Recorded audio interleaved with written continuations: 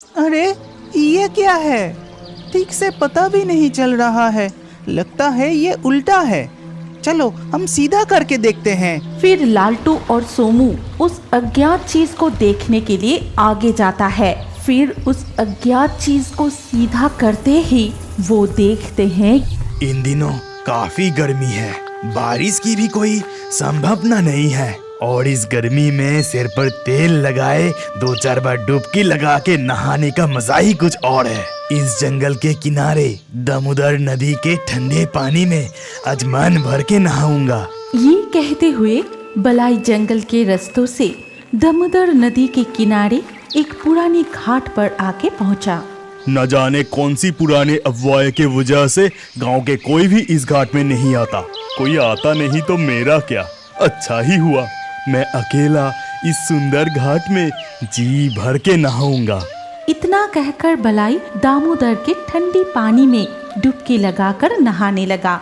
2-4 बार डुबकी लगाने के बाद अचानक वो बहुत डर गया। अरे बाप रे, ये क्या था? मेरे पैरों को कौन सी चीज छू के इतनी तेज भाग गई? तभी बलाई ने अपने सामने 2-3 मछलियों को उछलते हुए देखा और उसी जगह में बलाई पानी के अंदर से बुलबुले उठते हुए देखता है।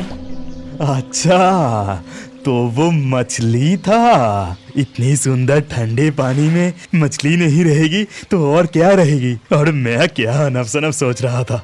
ये कहते हुए उसने देखा कि जहाँ से बुलबुले उठ रहा था वहाँ से लाल खून निकल रहा है और नदी का शांत ठंड पानी धीरे धीरे खून से लाल हो रहा है। ये दृश्य देख बलाई डर के मारे नदी से बाहर निकलने के लिए जैसे ही वो घाट की तरफ आगे बढ़ता है तभी अचानक कोई बलाई का पैर पकड़ के उसे नदी के गहरी पानी में लेकर चला गया। अरे वो तो नहाने के लिए कब का गए थे। मैंने कितनी बार कहा कि नदी के पुराने घाट पे नहाने मत जाओ, लेकिन वो मेरी बात सुनता कहाँ। अब तो दाल चावल मछली सब कुछ ठंडा हो गया। मैं खुद जाके उसे बुला के लाती हूँ। फिर मीनाक्षी जंगल से होते हुए दामोदर के पुराने घाट पर पहुंची, लेकिन वहाँ नदी के ठंडी पानी और घाट के अलावा और कोई नहीं था। वो नहाने के लिए कहाँ चले गए? कहा तो था नदी के पुराने घाट पे नहाने के लिए जा रहा हूँ, लेकिन वो कहाँ रह गए? मैं गांव के बाकी तालाबों में जाके देखती हूँ। गर्मी की छुट्टी है, ना स्कूल जाने की चिंता ना परीक्षा की चिंता। आज तो हम जी भर के नदी के पानी में नहाएंगे। चलो चलो जल्दी चलो। डकाई, तू बिल्कुल सही कहा। स्कूल जाने की कोई जल्दी नहीं, हम बहुत देर तक नहाएंगे। ये बीनुग्राम गांव के सारे लड़के गर्मियों के छुट्टी पर हर दिन दामोदर नदी में तैरने के लिए आते हैं। बहुत देर तक नदी में तैरना, डुबकी लगाना, उछल कूद करने के बिना जैसे उन्हें शांति ही नहीं मिलता था। सिर्फ नदी में तैरने से मजा नहीं आ रहा है। चलो हम सब तार की पेड़ से एक एक करके नदी में कूदते हैं। इतना कहने के बाद सभी लड़के एक एक करके नदी के किनारे खड़े हो गए। पहले डकाई तार के पेड़ से नदी में छलांग लगाता है, फिर एक एक करके लालटू सोमू नदी में कूदते हैं और तैरने लगते हैं। फिर बहुत देर तक तैरने के बाद अचानक डकाई को दूर में कुछ दिखाई दिया। क्या तुम्हें भी दिखाई दे रहा है? देखो तो जरा, दूर उस पेड़ के नीचे लगता है कुछ अटका हुआ है। चलो तो जाके एक बार देखें। फिर तीनों दोस्त मिलके नदी में तैरते हुए उस पेड़ के नीचे जाके रुका। अरे ये क्या है? ठीक से पता भी नहीं चल रहा है। लगता है ये उल्टा है। चलो हम सीधा करके देखते हैं। फिर लालटू और सोमू उस अज्ञात चीज को देखने के लिए आगे जाता है। फिर उस अज्ञात चीज को सीधा करते ही वो देखते हैं कि एक मृत मानव का शरीर, और ये देख वो तीनों घबरा गए क्योंकि शरीर के अलग अलग हिस्से को कोई खा चुका था। अरे बाप रे, जितनी जल्दी हो सके यहाँ से भागो, यहाँ और रुकना सही नहीं होगा। ये तो नदी में बहते हुए आया एक मुर्दा आदमी है। ये देख वो तीनों नदी से बाहर निकल के सीधा गांव के ओर रोते हुए भागने लगे। तब घेंटू मछुआरे उन्हें इस तरह से रोते देख पूछता है कि अरे तुम सबको क्या हो गया? तुम सब रोते हुए इस तरह से भाग क्यों रहे हो? चाचा, नदी किनारे एक पेड़ के नीचे एक मुर्दा आदमी अटके हुए हैं। ये क्या बोल रहे हो? अच्छा ठीक है, तुम सब घर जाओ, मैं देखता हूँ। इसके बाद घेंटू मछुआरा गांव के कुछ लोगों के साथ नदी किनारे उस पेड़ के पास जाके रुका।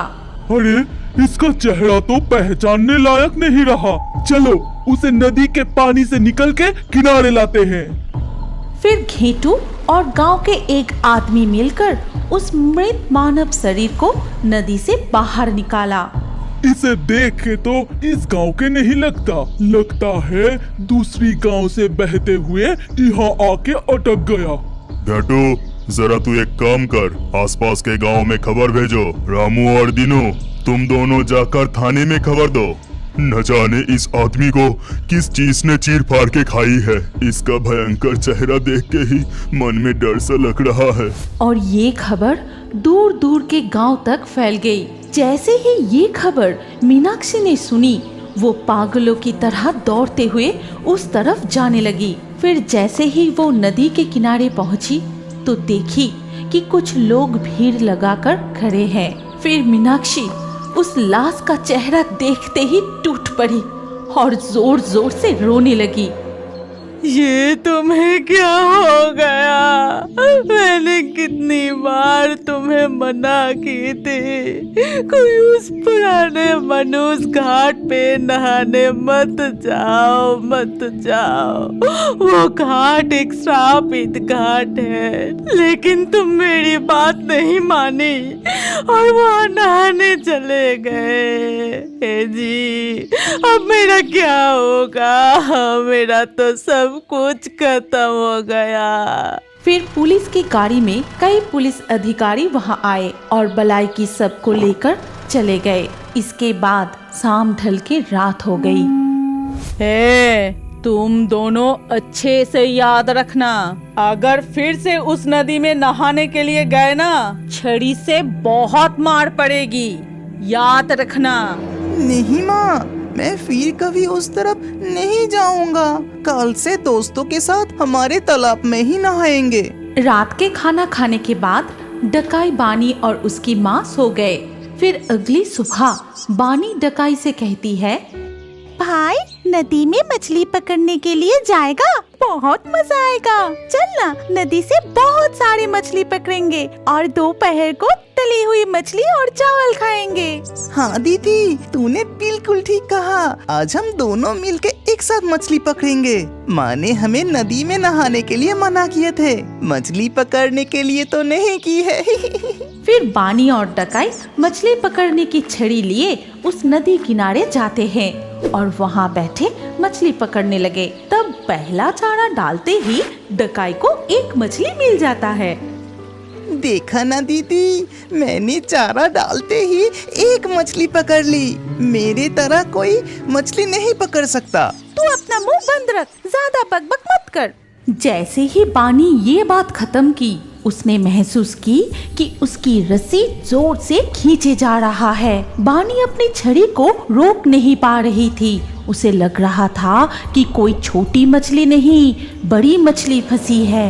भाई, मैं मछली पकड़ने की छड़ी को संभल नहीं पा रही हूँ। लगता है धागा टूट के मछली भाग जाएगी। बानी अपने भाई को ये कहते ही उसने मछली पकड़ने की रस्सी में खिंचाव की महसूस की और वो अचानक नदी में गिर गई। ठीक उसी वक्त उसकी पैर कोई पानी के नीचे से खींचने लगे। भाई, मुझे बचाओ मुझे। लगता है कोई मुझे पानी के अंदर से खींच रहा है। जल्दी से मेरे हाथ पकड़ और पानी से बाहर निकल। डकाई अपने दीदी के हाथ पकड़ के ऊपर की तरफ खींचने लगा। ऐसे ही कुछ देर तक बानी की हाथ और पैर की खिंचाई चलती रही। आखिर आखिरकार डकाई उसकी दीदी को जैसे तैसे करके पानी से निकल के किनारे पे ले आया। दीदी, तेरी पैरों से तो खून निकल रहा है। लग रहा है कोई नाखूनों से पैरों को चीर दी है। भाई, तू माँ से कुछ मत कहना, नहीं तो माँ हम दोनों को ही बहुत पीटेगी। अगर माँ पूछे तो तू कहना कि मैं गिर गई थी। अब चल, जल्दी से घर चलते हैं। बानी और डकाई अपने मछली पकड़ने की छड़ी नदी किनारे छोड़कर घर चले आते हैं। फिर धीरे धीरे रात हो गई और उसी रात घेटू मछुआरे नदी किनारे मछली पकड़ने जाता है। पूर्णिमा के चांद की रोशनी में नदी के किनारे बहुत सारे झींगे आते हैं। आज मैं बहुत झींगा पकड़ूंगा। जैसा सोचा वैसा ही किया। घेटू मछुआरे नदी किनारे खड़े होकर जाल फेंकने लगा। फिर जाल को जैसे ही ऊपर उठाने लगा तब वो महसूस की कि उसका जाल बहुत भारी है। फिर अचानक से वो भारी जाल हल्का भी हो गया और जाल को ऊपर उठाते ही देखा कि जाल फट के टुकड़े हो गए हैं। इसके बाद वो देखा कि घाट पे एक डरावनी जीव है जिसका ऊपर की हिस्सा चुड़ैल की तरह और कमर से बाकी हिस्सा मछली की तरह।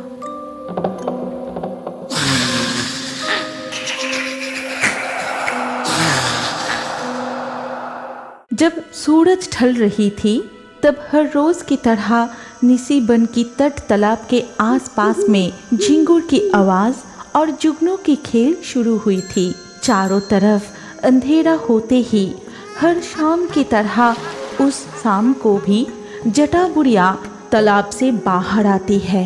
उसके लंबे घने सफेद बाल सुखाने के लिए। उसकी शरीर था सूखे कंकाल जैसी और उसकी आंखें जैसे काले गुफा के अंदर दो जले हुए आग की गोले। ये जटा बुढ़िया ना थी कोई मानव ना थी कोई डायन। आज रात कितना सुंदर चांद खिला है। चांद की रोशनी में निशिबन पूरा चमक रहा है। इस वक्त यहाँ कोई नहीं है। मैं जल्दी जल्दी जाके तटगोला तालाब में जाल फेंककर बहुत सारे रहू कतला मछली पकड़ के सीधा घर चला जाऊंगा। फिर घरवाली के हाथों का गर्मा गर्म चावल और तली हुई मछली उफ पूरा जम जाएगा। ये सोचते हुए जैसे ही वो 2 कदम और आगे बढ़ाया तभी अचानक घेटू रुक गया। ये उसका सोच से परे था कि वो आगे जाए या पीछे मुड़ के भागे।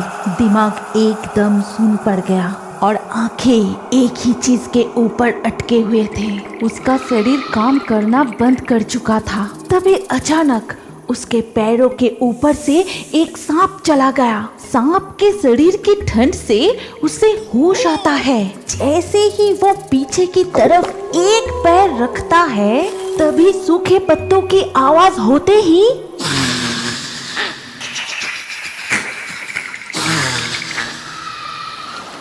और घेटू एक वक्त भी जाया ना करके घर की तरफ दौड़ने लगा और मन ही मन कहने लगा, कौन था वो बुढ़िया? बाप रे, दिखने में कितना भयानक था। इस तालाब के पानी में एक बार जो डुबकी लगाई फिर पानी से बाहर नहीं निकला। वो जो भी था मुझे कुछ नहीं की, यही बड़ी बात। हर रोज की तरह ही इस तटगोला तालाब के पानी में नहाना, गांव के सारे गायों को नहलाना, कपड़े धोना सब कुछ चलता है।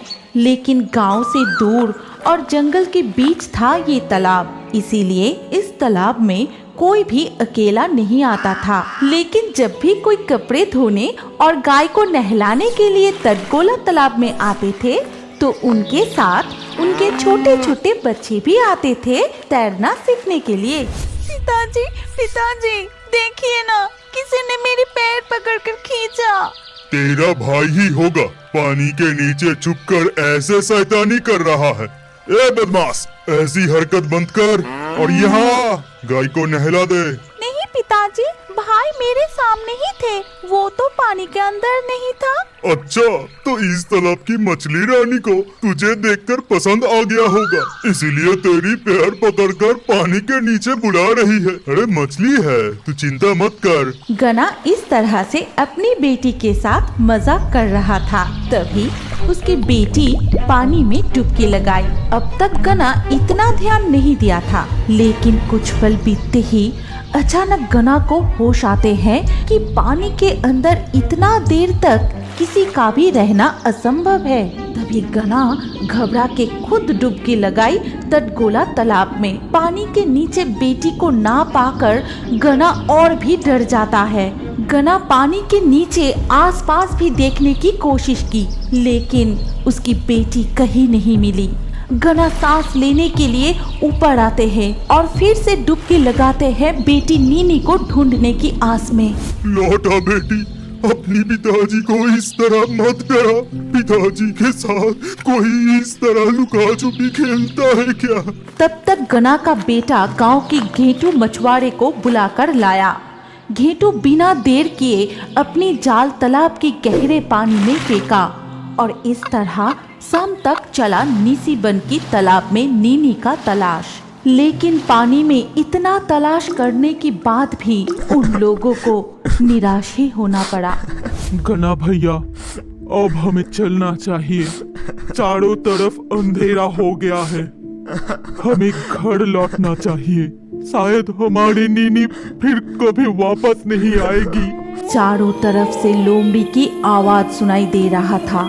तटगोला तालाब से थोड़ी दूर आगे जाके घेटू ने फिर से एक बार तालाब की तरफ मुड़ के देखा और वो मन ही मन जिस बात को सोच के डर रहा था वही वो आंखों के सामने देखा। एक ऐसी जीव जिसका जलती हुई बड़ी बड़ी आंखें, सफेद बाल, सूखे शरीर, वो अपनी 2 हाथ में नीनी को उठाए पानी से बाहर आ रही थी। घेटू, तू इस तरह क्या देख रहा है? तालाब के पास वो क्या है? क्या उस बुढ़िया की हाथ में हमारे नीनी है? गना भैया, धीरे बोलो, थोड़ा शांत हो जाओ।